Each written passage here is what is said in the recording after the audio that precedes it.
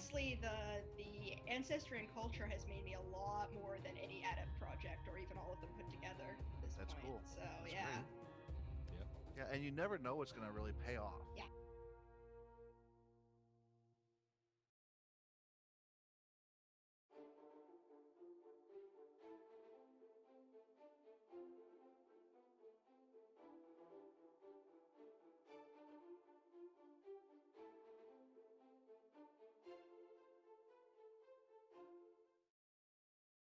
Hello, everyone, and welcome to Jeff Talks RPGs, episode 2.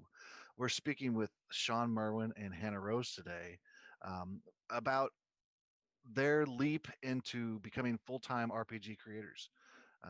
Both of them have had experience without being full time. I know they've had jobs in the past, and then they decided to just make this their full time career, which is something that I want to do.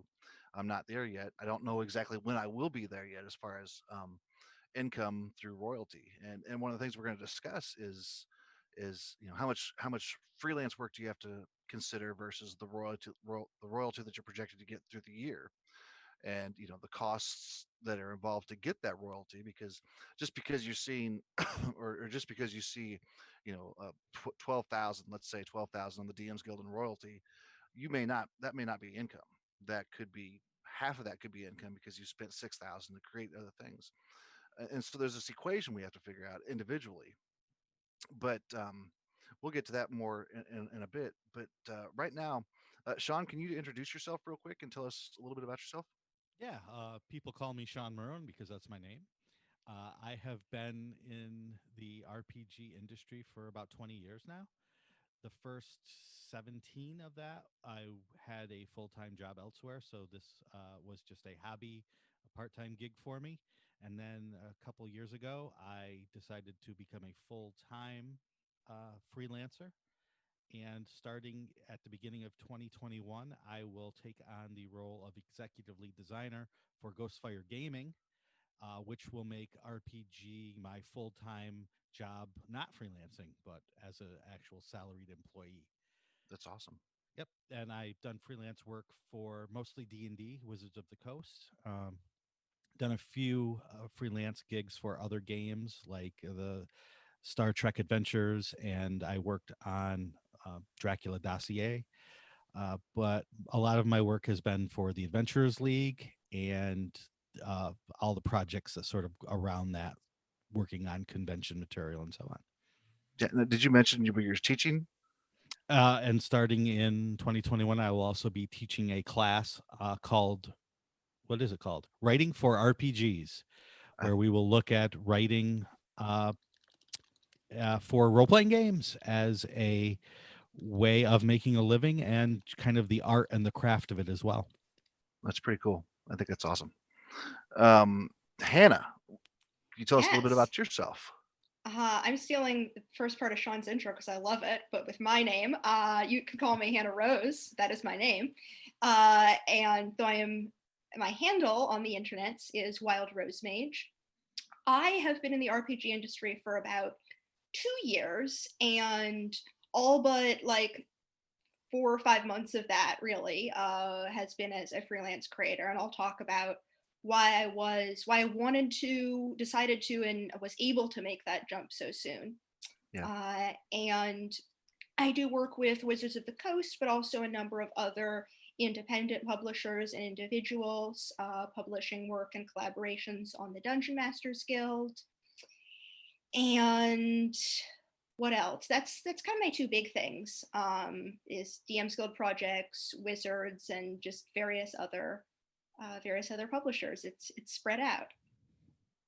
that's great. Now, let's go ahead and have me jump into the first question that I've got for you both. I'll start with you, Hannah. What made you decide to take the leap? And because there's a lot to consider. And I'm single. I have a full time job now. And this is my second career. I want to say it's more than a hobby career now, because I love it too much. It's no longer a hobby. It's something I want to do. But there's this in the U.S. There's this issue with health insurance, What health insurance? right? Hmm. And there is open market or the health insurance market that you can get into. The deductibles are very high. It's not the greatest insurance, but it's out there. So that's one of the things that's holding me back is saying, when can I, if something were to happen to that open market, because presidencies change things up all the time. Where would I be if I wanted to have health insurance? And so that's one of my major drawbacks right now, or things that's keeping me from doing that. Others is just normal expenses. Right now, I've got two incomes. When do I want to take that down to one income, and just live off this, knowing that I'm investing money into what I'm creating, and not everything is a win. You put something on the DMs Guild or anywhere, even a Kickstarter, and it may fail, and you've lost that money. Um, where, but I think of the DMs Guild though is if I put something out there, if it takes off, great. If I'm selling products right away, great. But I know if the sales are just trickling, eventually it'll make its money back. It may take 5 years, but you know, um, that's a risk everybody takes when they put something out there. There's some great products that are on the DMs Guild that are not selling well, and a lot of that has to do with just the number of people that are producing and putting products out there. That's another thing to consider too. Is the market oversaturated? Is there too much stuff out there for people to choose from? So these are all just the concerns that I think about whenever I'm considering making this leap. But for you, what made you decide to do it? Um, so I had a full-time job working in software development at a great company. Really, I really enjoyed it, but I was going through some personal life stuff, and the full-time job and the commute, and kind of the pressure started to wear on me. And at the same time, I was getting into actually doing work in for D&D and RPGs. And my partner James Hake had been doing that since college, so a few years at that point. And I got to know people. Basically, it was like I joined Twitter, right? I got into met people in the D&D community on Twitter, and people that my partner knew, and I started doing some design work for fun. And then I started just thinking about D&D all the time and wanting to be designing all the time and being less and less interested in my day job. And so I would say the two big factors were, one, uh, my day job was too much, and I wanted to have a more flexible schedule and be doing something that I was really happy and excited about, and that was D&D. And my partner got his full-time job at D&D Beyond, and with that came health insurance. Very nice. Yeah. So he had a stable income and health insurance, and that made it possible. Yeah. Have that stable income to go along with your Yeah. career is a big plus too. And I had from having that full-time job that paid pretty well, I had savings, right? So I Yeah. had a cushion That's good. To support those first few months and to fall back on if I needed to. Yeah. And you're, forgive me for saying this, but you're young yet. As opposed to me, I'm 49. I'm getting this at the end of my career, to sort of say, you're young and you're starting this, and you could do great things with this. So I think the younger generation has this opportunity to just blossom within their writing. I mean, because you're writing RPGs, but that could go so much further, because you're honing your writing skills and everything. Um, you're making connections. And at 49, that's harder to do, because the majority, it's just people like the youth, the ideas the youth bring and everything. Depends on the people, but Well, yeah, I can see that. there's still a not insignificant number of old boys club in the industry. Yeah. I Yeah. think, yeah, I want to. Go I ahead. think it goes both ways. I think you're absolutely right. I think when you're young, you feel, I think no matter who you are, that feeling that it's harder for you is always there. And I, being not even 49 on the wrong end of that, uh, there is a feeling sometimes of, am I with it enough?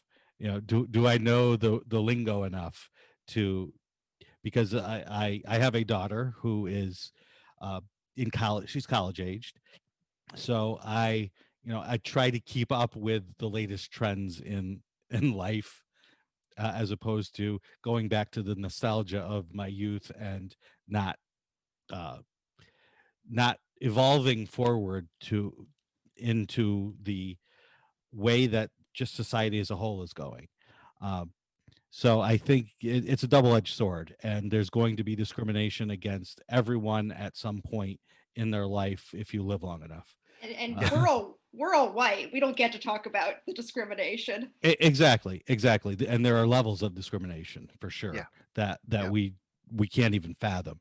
Nope. So, I think we are all lucky though in this fact that role-playing games are growing, Mhm. and they give us the opportunity that we wouldn't have had even 15 or 10 years ago that we have now to do this. Oh, definitely. Yeah. Yeah. I mean, when I was back in the 80s, when I was playing, it was a dream to be able to think about, man, I want to write for Dungeons and Dragons. I want to produce something. I want to create an adventure. I want to do something. But now that's easy for a lot of people. There's so many ways to get into it, and we're seeing that on the DMs Guild with hundreds of products coming out just within the past couple of weeks due to the RPG Writers Workshop. There's this way to get into it right there. And not just to be able to get into it, but to be able to more or less make a living off of it. Mm-hmm. I mean, Sean, you've been in this game a while, but I know even from 2 or 3 years ago, standard rates have gone up, and the ability to negotiate for rates has gone up. Right. Just the fact that when third edition came out and they created the open gaming license, that was something that was unheard of in first and second edition. You just couldn't. I remember my college roommate had this kind of get rich quick mentality where he just wanted to make the most amount of money as quickly as he could. And so when he heard that I liked role playing games, he's like, well, why don't we put in Dragon Magazine an ad that says we'll create adventures for you, and I'll take care of the business side and you do the writing. And I said that would be great if it wasn't illegal to do that, because you cannot use that IP, or the rules or anything. And now we can, which not only can we, but we can use Forgotten Realms, and we can use Ravenloft, and we can use On the Dungeon Masters Guild. on the Dungeon Masters Guild, yes. But that is, if you had told me you could use Elminster in a work, that's in the title of a work. Exactly. Yeah. That's absolutely. I'm flabbergasted that is something that we now as creators can do. So it's just opened up a world of creativity and a world of opportunity for we creator types, and then everything that goes with that, right? The editing, the layout, uh, all of that.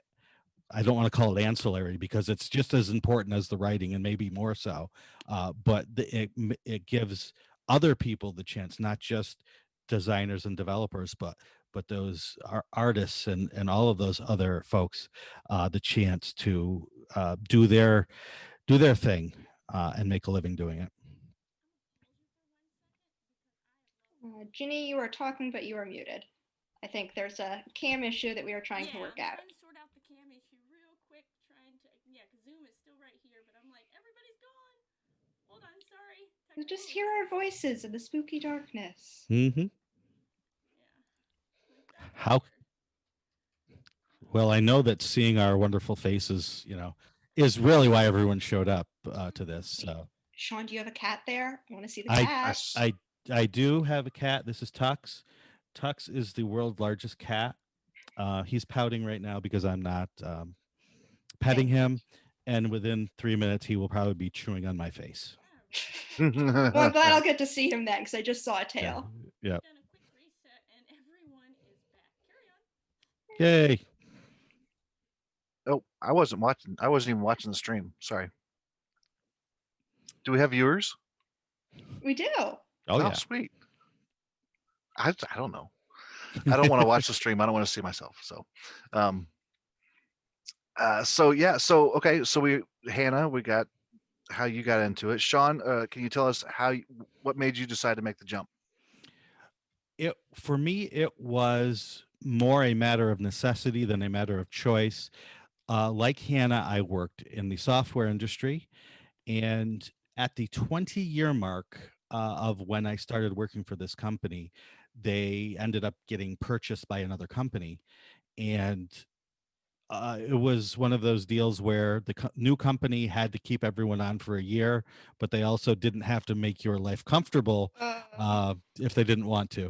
So I could tell right away that it wasn't something I wanted to do long term. So it just so happened that, hey, this DM's Guild thing is working out pretty well. My income from that side gig had been increasing year after year, so I thought, well, if I'm going to make the jump, now's the time. Mhm. I am blessed in many ways. One of the ways is I have a very supportive spouse who has a good job and health insurance, as Mhm. we like to talk about. So that wasn't an issue. And I'm also blessed to live in a rural area.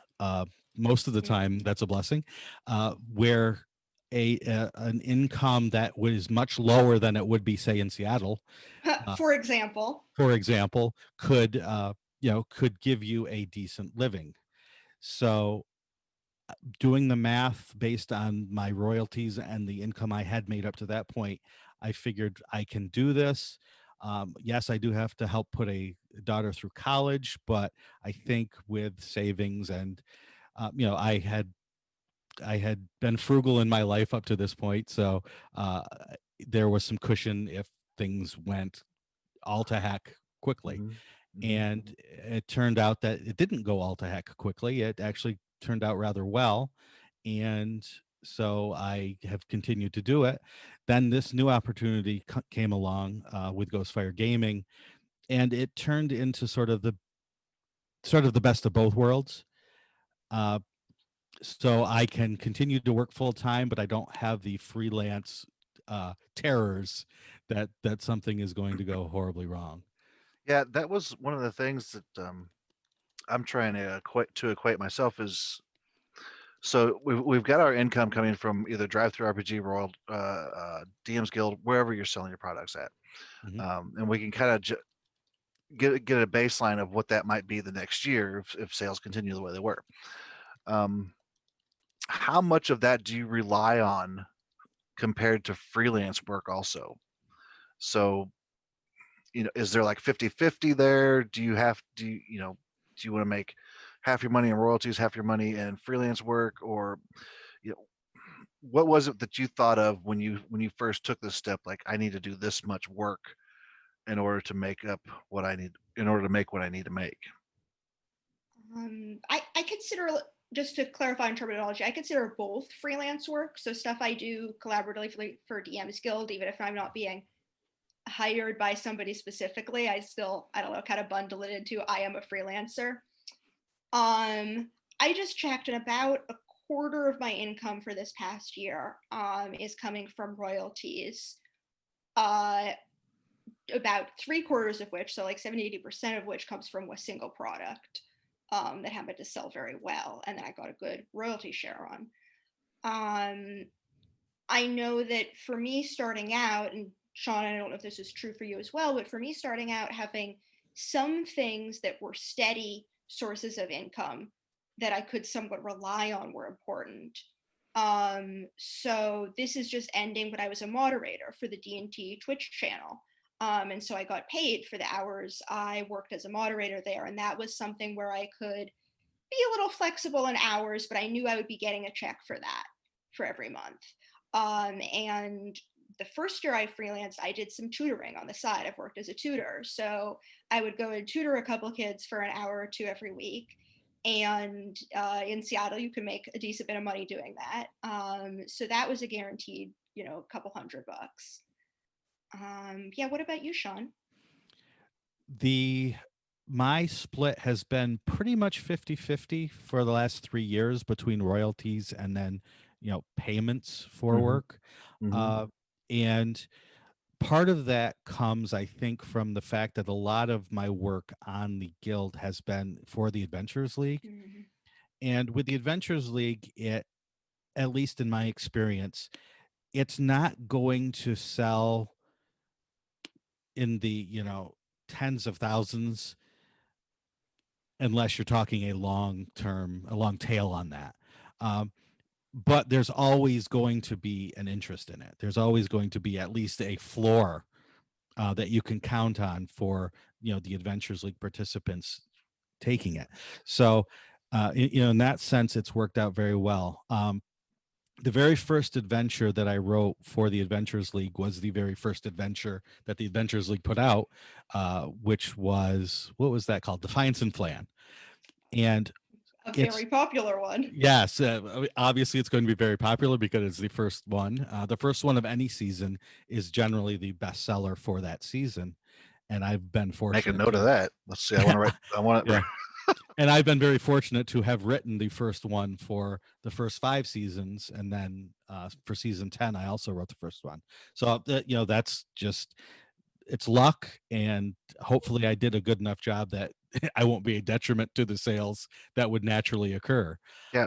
Well, you've also got Treasure of the Broken Horde, which sells really well too. Right. That those two for Adventures League adventures have sold incredibly well.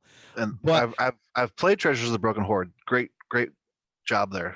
Fantastic. Thank you. But just to give you a small idea of what we're up against as freelancers, roughly, Defiance and Flan has sold 9,000 copies, roughly.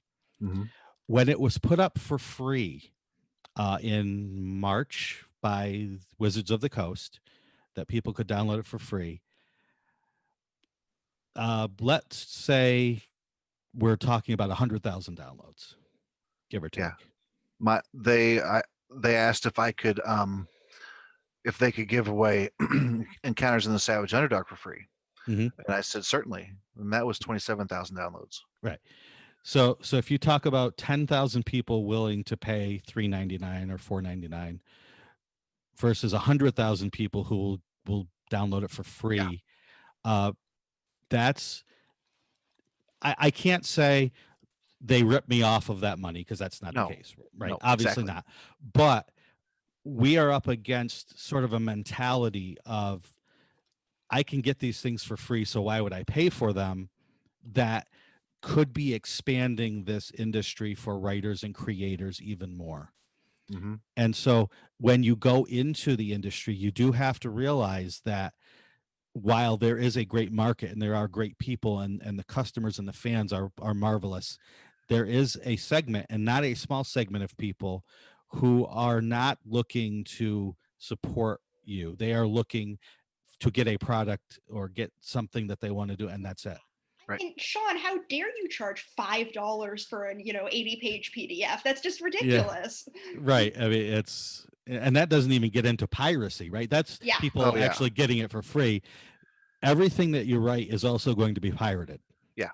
And multiple times on multiple sites. Yeah. Right. And there's nothing you can do about it. Nope. And so that is just, it's taking something away from not just the creators, artists, editors, layout folks, taking something away from all of them. It's taking away from the industry as a whole, because all these great voices that are having trouble breaking through are not able to break through in the long run because of things like piracy.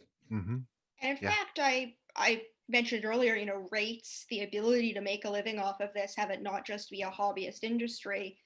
I think part of the reason for that is an understanding among more creators that if creators want to be paid fairly for our work, we need to essentially work together on that, Mm-hmm. right? So like, if I had decided not to leave my full-time job, I wouldn't need to make money off of this. But I might not be charging quite so much, but I would still be charging something, because I want to establish that it is important to pay people a living wage for their work, and that benefits all of us. Right. Yeah. And as we know, there's people there's consumers out there, like you said, Sean, that are only going to get free stuff. They're going to go buy the pay what you want stuff on the DMs Guild and not pay for it. They're just going to download it and maybe flip through it, use something out of it, and fine. and so that's people have said that that's the wrong thing to have on those sites. Pay what you want, get rid of that, don't do that anymore. Either do it for free or price it, you know. Mhm. Yeah. And I can see that. I've got a few things that are pay what you want, just because one, they're to give back to the people who have supported me, Mhm. and if a couple of the items, if they actually pay for it, part of it goes to a charity. um Right. and it's okay, I don't mind. But it's also to promote my other work, in Mhm. hopes that Mhm. somebody who's picking that up for free would see something else that I've got and say, Mhm. hey, okay, well, this free thing's pretty cool, let's pay him something. and, Yeah. and there's no metric, I don't think, to gauge that by. I'm not suave enough to set up all the links to see where purchases came from. I know people Mhm. can do that. I can't do that. um or savvy. I should have said savvy enough, not It suave. depends on the site whether you even could. Yeah. Right. So Alan Tucker came through and he goes, how many products do each of you have on the guild or drive through RPG? I think I can't even tell you how many I've got. I'm gonna say at least 80. My name's on 80 products, I think, on the guild. Right. Yeah. I mean, if I did a search on your name, I'm sure I would be scrolling through Yeah. several pages Yeah, there's uh, quite a few pages, to, but to find all that stuff. I'm interested in Hannah. How not only what do you have up on the guild, but in what capacity did you do? Did you do design or most of it editing? Yeah, so I just checked at least what I have listed on my little mini DM's Guild work website is 15 products. And that's over almost 2 years exactly. Wow, 2 years in 2 days. And I don't feel like I put out a lot of products on the guild. Again, it's not my main source of income. The majority of that is editing. Let's see, I think, and some of the editing is more intensive than others. So sometimes I'm just doing a copy editing pass, sometimes I'm really doing some design work as well. um I think two of those are ones that I designed and published myself. uh and another like four or five are things that I did writing for, and the rest are editing. Mhm. yeah. um And you and Sean and Jenny have all written for me, yeah, Mhm. and I appreciate that very much. been a pleasure. You Yeah, were one of the first people who asked me to write something for the guild. That was so exciting. it's cool. I like helping out people and reaching out and working with other people, so it's a lot of fun. It's also a Um, lot of work, though. it is a lot of work. Yeah, Yeah. yeah. I've done Ginny, several encounters in the Savage products, and that's a lot of work dealing with you know, working with the writers, and then sending off to editing, and then layout and art, and it's a lot of work being a project lead like that, but it's a lot of Mhm. fun. Mhm. Alan Tucker also mentioned that one thing that's getting really popular now that could augment freelancing is paid DMing. And would any of you look towards something like that if you were in a downturn? I'm not a perma GM like a lot of designers I Oh, know. sorry, Jenny. Oh, Jenny yes, that asked was that. Ginny's question.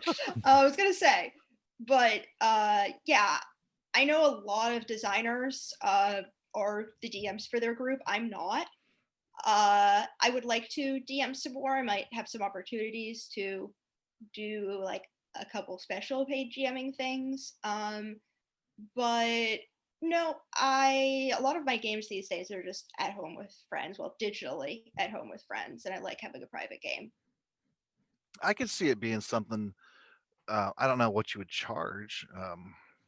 $1 million. Right? I mean, that would be ideal. To play with Uh, Sean Merwin, I mean, because people don't realize the background, what's involved in the background of it. If you're yeah, creating certain game for these individuals, yeah, and the prep like time. I want to have an Alice in Wonderland type game, style game, or just if you want to run what you want, Treasure of the Broken Horde, right there. We got 4 little adventures that people can go through and play those, and little prep time, because once you want it runs, or I'm sorry, read it and then run it, and you've got an idea of how it's supposed to flow. And we all know nobody runs an adventure the way it's written. So you just as kind you of, should not. Yeah. Exactly. Adventures League's a little different. They're a little more structured. But if you're just running for a home game or something, you take the ideas and you run with it. You let the party do whatever they want to do, the characters, and you just DM and you flow through it. That's the best DM that there is letting your characters shine or your players have fun. Mhm.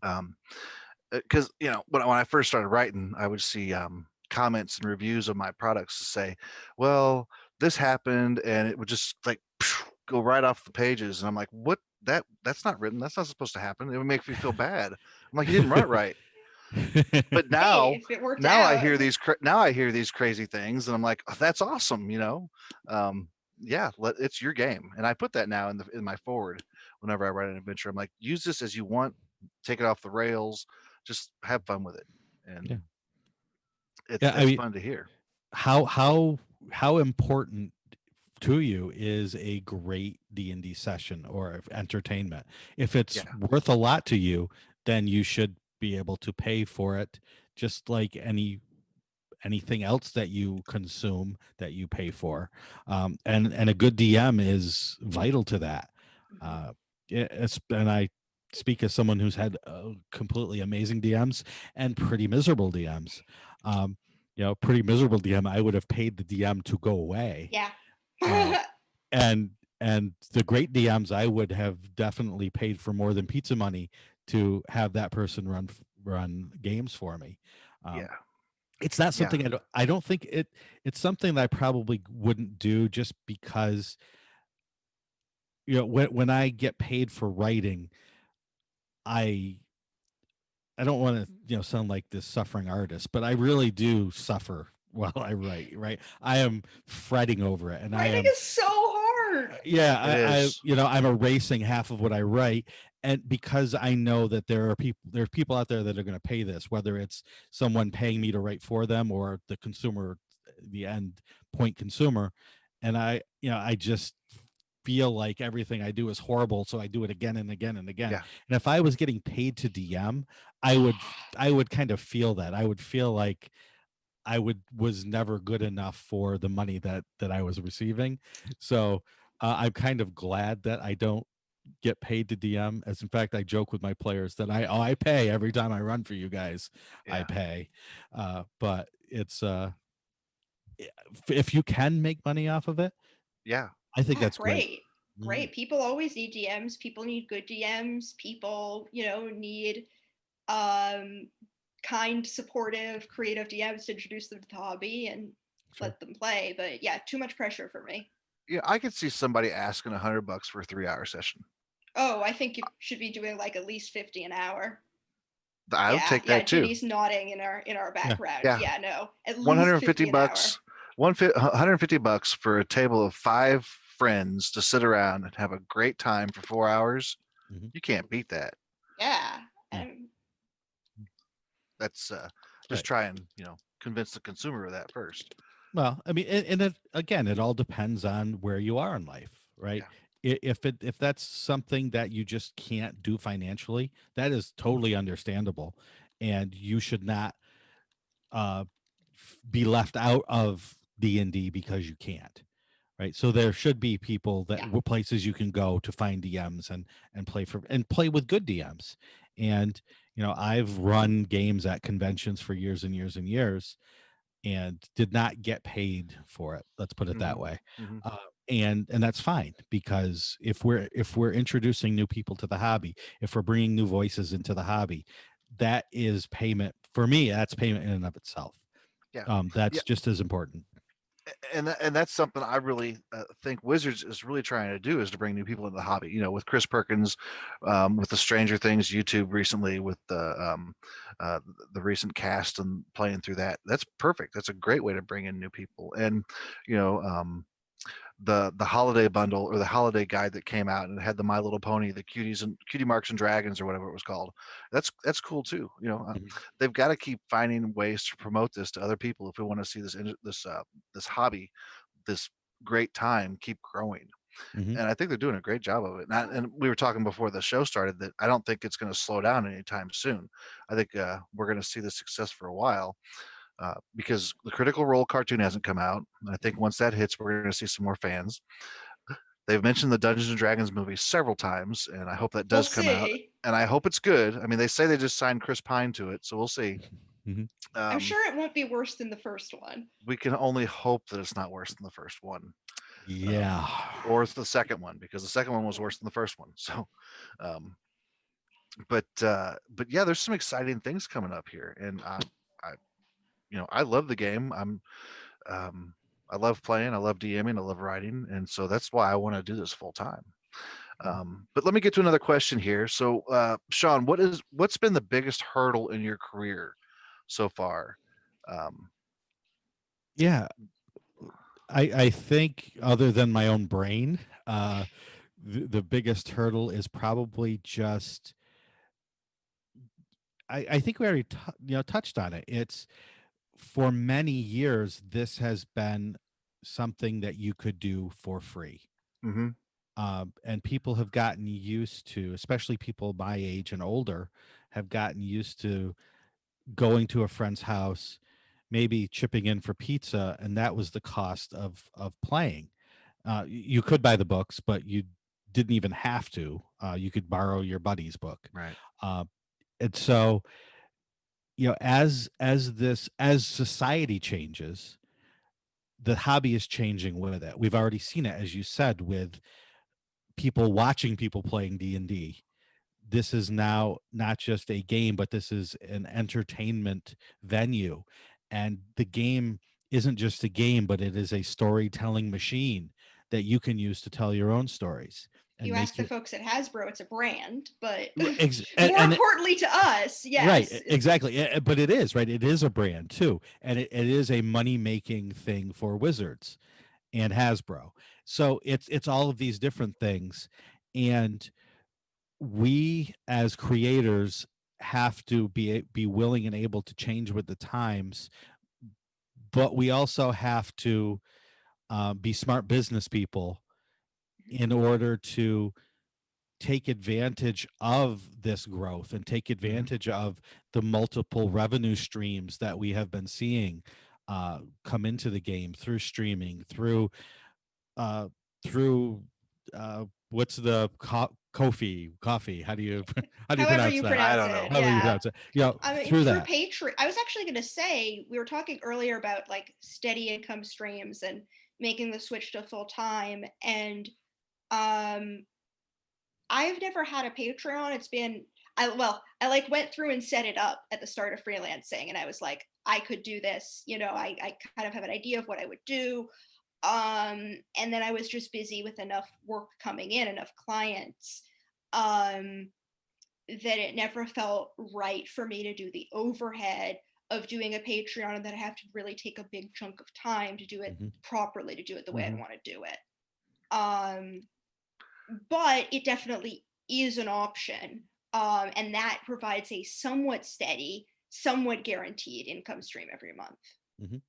That's just like anything else, though. Even with the guild, in order to build up that catalog of product, it takes you a while to get all those Patreons or patrons to actually make an income there. Because I've seen some people start out, and they get a few patrons, and then they just kind of wither away, I guess, because Right. they don't see that immediate income.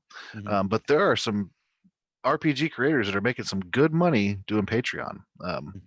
and so you've got to consider all venues there. You've still got to market yourself and Yes, publicize. Yeah. and that's the hardest thing I find for me. I am not social media savvy. Okay.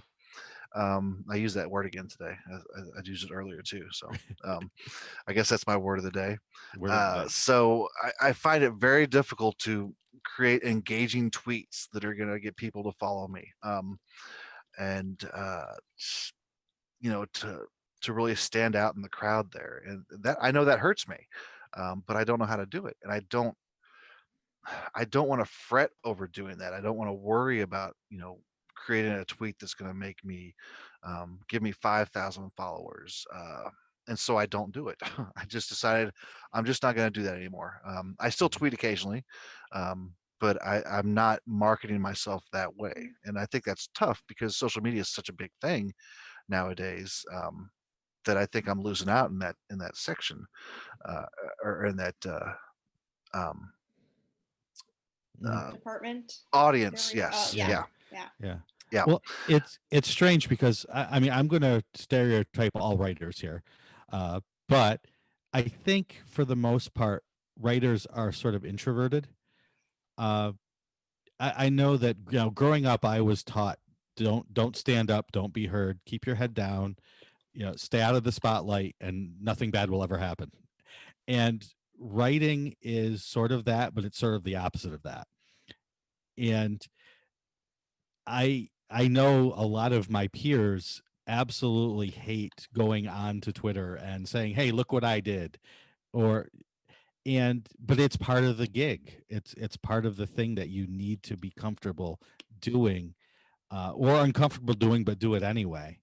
Mm-hmm. At least that's been my experience, and the few people that I've shared stories with. Um, yeah, saying it's sort of antithetical to their personalities to sort of say, look at me. um, but that's at some point as a writer you are writing because you want people to look at you, Right. so you Or need look at your to work. Yeah. exactly You don't have to exactly perceive me, but perceive my work. right and that's that hard line to walk, Yeah. of our hey, I'm on this stream tonight, come see me. It's not your work, right? That's you that's talking. So it's a hard balance for some people to make. Yeah. I Yeah. don't know. Talking about the see me thing real quick, when I first started, MT Black was really popular on the DMs Guild, and he was the guy that I was going after. I wanted to take him out. I wanted to do better than him. I wanted my adventures up higher, ranked higher than his, and he knows this. Competition there. I think I've told him this before, but that was my drive, but I never did. I'm still second fiddle to MT Black. His stuff still sells great. His adventures are great. He's done a great job. But that was my drive to try and put something out that beat him, but it never did. But it Good still to have drove me. ambitions. Yeah. You know. Yeah. But so back to Hannah now, real quick. What's the biggest hurdle for you after taking this jump? Weirdly, social media can be really stressful, especially when there's discourse, TM. But I actually like that part. It could be a distraction, but I think it's really fascinating to figure out how to market myself and market my work and still have it in a way that feels honest and genuine. And the fact, like for me, but also the fact that, especially in this community, being honest and genuine and engaging and not sounding corporate works a lot better. Anyway, so hardest hurdle for me, brain is definitely up there. Just my health and mental health are a lot better doing freelance, but I don't have a regular schedule. I could be more strict about that if I wanted to, but I don't have a super regular schedule. I have to manage my own, I have to do a lot of time management. And sometimes there's only so much I can do. I'm usually booked out a few months in advance, which is like great. I have work coming in. But sometimes projects get delayed. Someone says, especially as an editor, it's different if you're a writer or like Jeff, you're writing and managing your own projects. Because in that case, you're usually kind of the first person in the line. But most of my main income is as an editor. And so a client will say, yeah, I'll get the copy to you in September. And then I'm like, cool, just let me know when you've got a contract. I'll put that on my schedule. And then August comes around and they're like, I think it'll be a little delayed. And I'm like, cool, let me know. And this has happened to me a few times where usually the work comes through eventually. But it might end up just being later than I thought. So I don't have as much work during a certain period of time. It might end up overlapping with some other big projects. And then all of a sudden I'm in deadline hell, through no fault of my own necessarily. Or it might just be delayed and I don't get that income when I expected to. That happened last year where I should have had like several $1,000s at least worth of work in 2019, and instead Some of it didn't come through until 2020, and some of it didn't come through at all. Yeah, that's rough. Luckily, I haven't had that I haven't had that happen to me yet. I don't do a lot of freelance work myself, but I haven't been asked to do a whole lot. But that's okay because I've got the same. Sean hit on that just a little bit ago. That when you do it in freelance work, when you write it for somebody else, it's like you write it and then you erase it and you start over because you want it to be perfect because you write it for somebody else. Where I find it so much easier to write for myself, because then if it's out there, it's on me. It's my bad product. It's not something I wrote for somebody else that says it's a bad product. You know what I mean? Okay. I mean, as an editor, I'd rather you guys get that draft out and work with me on it than Oh yeah, no. agonize over it. Yeah, I mean, and Okay, that's. I mean, I think we're dancing around an important topic here for freelance, whether it's writing, editing, or whatever, and that's being professional about your profession. If you are, you can maybe get away, with missing a deadline or turning in something that's sort of shoddy, maybe once, but that's even risking a lot. Yeah. And if you do, it depends on how well you communicate about it. Communication is huge. Yes, it is. Because as Hannah said, a project manager will understand if you say, I need another week, as opposed to whether if you just don't turn anything in and they have to come after you and ask how things are going. Then it becomes a headache and a problem. And there are many well-qualified, creative, wonderful people out there who will meet a deadline if you won't. So it is a competitive field if you're doing the freelance on the freelance side of things. So you had better get your ducks in a row right away. And I'll admit I have had some issues with some deadlines, and that's mostly because I didn't feel like the writing was good enough to turn in. And they weren't major issues with deadlines, but it was like I didn't feel good about it, so I asked for a couple more days, and they were fine, because a lot of the stuff they weren't getting communication from other people, for one thing. And that is the big thing. You communicate with whoever you're working with, and it'll be a lot easier than if you don't communicate with them and just turn it in like a week later without any notice. Or if you do have to, ask for that extension or push out the deadline, letting them know as soon as possible. Mm-hmm. Much better to let them know a week before than email them on the day that it is due. Yeah. Mm-hmm. Which I always did. I always gave them the heads up that I might be a couple of days late, but yeah. It's and then, rough doing this part-time. Yeah. And then second job. As someone who hasn't edited as much as Hannah, but has worked on the editing side of things, turning in good work that is to spec is important because it helps the people down the line who need to edit your work, who need to lay out your work, who need to create art briefs or art orders based on your work. All of those people are relying on you as the initial writer. So if you don't meet up to a certain standard, you're hurting everyone else down that line, who's also their lives and their professions are waiting on you. Their schedules, yeah, their schedules. That said, the advice I give to writers that I try to take myself is like, I don't care how bad your first draft is. I find as a writer that getting that first draft, getting those words on the page and not erasing them is the hardest part. Yeah, it is.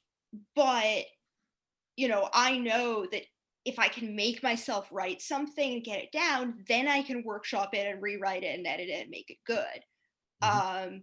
So yeah, I as an editor, there are people I don't want to work with anymore because their writing isn't good. And I don't want to some extent, no matter how well I'm paid, I don't want to have to rewrite their prose for them and fix basic grammar. I want to make RPG products shine and make them be really good. Right. Yeah. And that's one of the first things I'm going to tell my class is, good writing is good writing. It doesn't matter if you're writing birthday cards or, technical manuals or plays or poetry or whatever. Yes. Good writing is good writing. Clear writing is clear writing. Creative writing is creative writing. And so just because you're writing a role-playing game doesn't mean you should stop looking at your Chicago Manual of Style / Strunk and White / AP guide, whatever you use. It Go has ahead, to be Hannah. creative. It has to be creative. No, I agree with all of that. It has to be creative writing, evocative, and technical and clear. And I've always valued, my partner and I have always valued the ability to write over experience with the rules and mechanics. That's important. That's great. Especially for something where I want someone who's more experienced than I am. But I would rather have somebody who can write well and know that they can learn rules and mechanics and style. For sure. Yeah. So, okay. So, Sean, what's your biggest accomplishment as a freelancer or a full-time creator right now?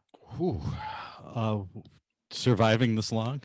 Right. I mean, seriously, every accomplishment, I feel like, no matter if it's 500 words or 50,000 words, I feel like getting each thing done to the best of my ability and doing it in a way that is going to delight the DM and let the DM delight the players.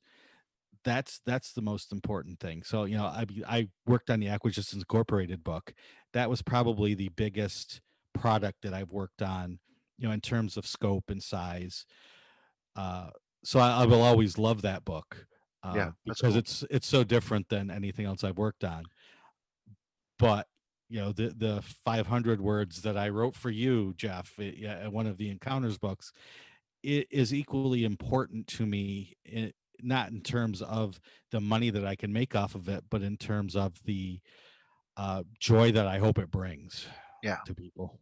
Yep. Yep. That's true. Hannah, what about you? Biggest accomplishment? I posted about this on Twitter earlier today because people are talking about that. And Explorer's Guide to Wild 'Em Out, which was another collaboration between Wizards and another company, in this case, Critical Role, is I can't believe it was only this year that it came out. It came out in March, and obviously that feels like eons ago.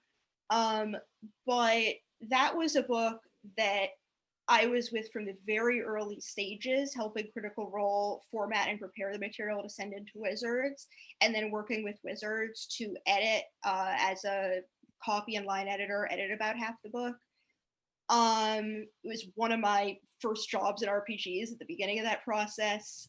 The Critical Role community is so supportive and passionate and creative, and I was so excited to be able to work on that, because for many reasons, but because I knew that the community would be so excited about it and would love it, would pour over every detail. And so it was an opportunity for me to really indulge in how deeply I care about the quality of my work and about bringing the quality of everyone else's work up to a high standard. And that sounds wrong, about making the work as good as it can possibly be, and know that the fans would really enjoy and appreciate that. And we got #1 bestseller spot on Amazon, It's awesome. the week that it was announced, which is just incredible. But the response from fans cracking open their books to look up details during the show, from people making like fan art for the book in a couple cases, to people in designers, the RPG community, saying, "Hey, I think this is one of the best 5th edition books that's been published." Great. Got to work with amazing people, and yeah, so that's just so big and so important. That's really cool to have for Means a both lot of to you to me. have your own special books, that mean something to you. And yeah, that's great. That's great. So I think we're about out of time. Let me go ahead and have Hannah. Can you tell us where to reach you on social media and how to find you if we need some editing done? You can find me on the internet, namely Twitter and Instagram, at Wild Rose Mage. And I think Ginny's posting my Twitter and a link to my DM's Guild work in the chat. You can message me on Twitter if you need editing done, knowing that I'm usually booked out a few months in advance. And I often have recs for other people if I'm not able to do something. Thanks so much for joining us and asking questions. Thanks, Jeff, for having us. It's been a pleasure Yeah. to talk to both of you. Yeah, this has been a lot of fun doing these so far. So I'm going to keep going. I don't know what the next one's going to be yet, but so Sean, if we want to reach out to you, how can we find you? Well, first of all, I want to give a high recommendation to Hannah as an editor. She's edited some of my work, and it just does an incredible job. So, if you do have anything that needs editing, you could definitely do much worse than Hannah Rose. I mean, as an editor, I have to give a recommendation to Sean. I've edited a number of very good writers. I've learned the most from Sean's writing. I've learned, like, he really knows what's up. He really knows how to design a good encounter. And I learned so much editing his work. Well, in that case, you better follow me on Twitter. I do follow you on Twitter. No, I'm talking to everyone else. Oh, yes. They should follow you on Twitter. Right. And you could do that at Sean Merwin.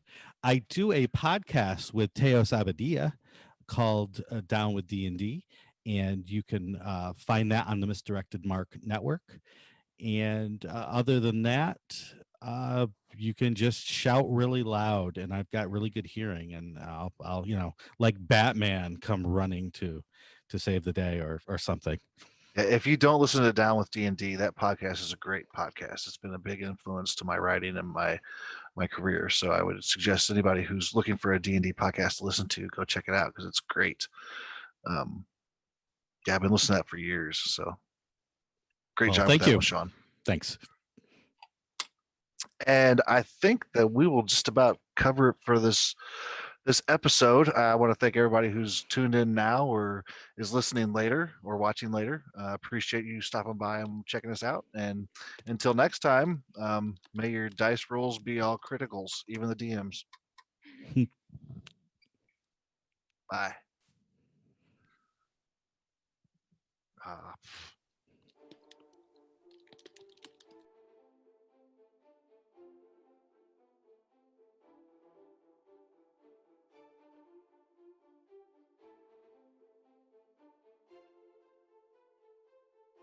That's because I muted myself on Zoom and on my microphone. Sorry. You forgot your own socials, Jeff. Don't worry, they're on the screen right now. Don't worry. I put his socials on the starting and the ending. Because he forgets.